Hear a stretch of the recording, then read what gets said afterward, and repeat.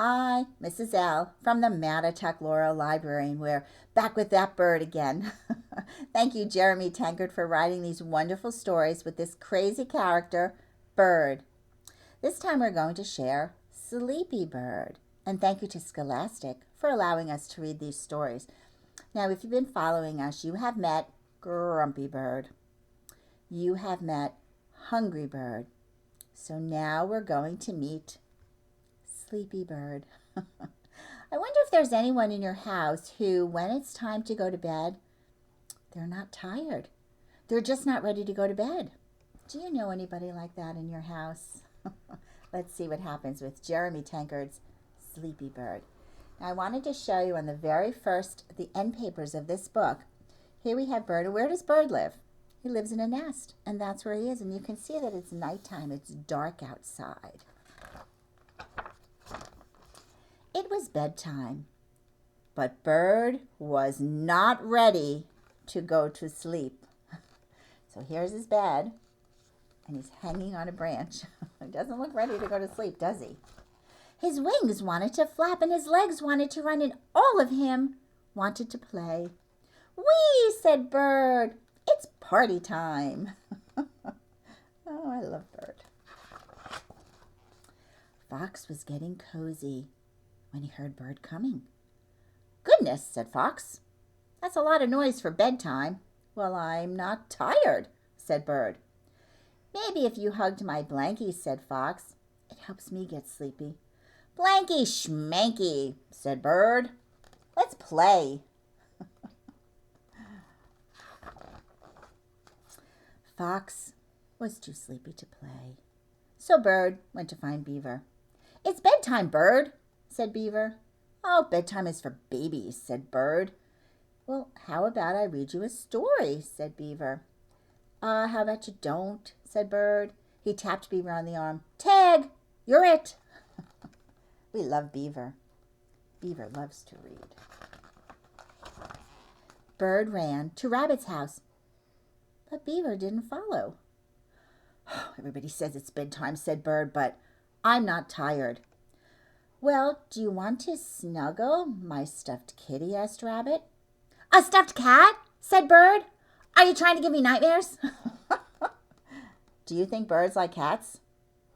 Or do you think cats like birds? Oh, Bird. It's too funny.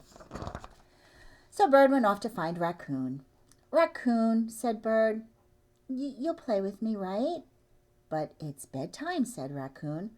"I can sing a soft lullaby and drift off to sleep." "But you're nocturnal," said Bird. "Why won't anybody play?" If you've been watching Mrs. Skoblicki's Scientist, you'll know what nocturnal is. Bird flounced over to Sheep's place. "You know what you need?" said Sheep. New friends," suggested Bird. "No, you need to count sheep," said Sheep. "That always helps me fall asleep." "But there's only one of you," shouted Bird. "How can you get sleepy counting to one?" Look at that face on Bird. Don't you just love these illustrations? They're fabulous. So Bird stormed off. If no one would play with him, he would just walk forever. After a little while, his wings drooped and his legs crumbled.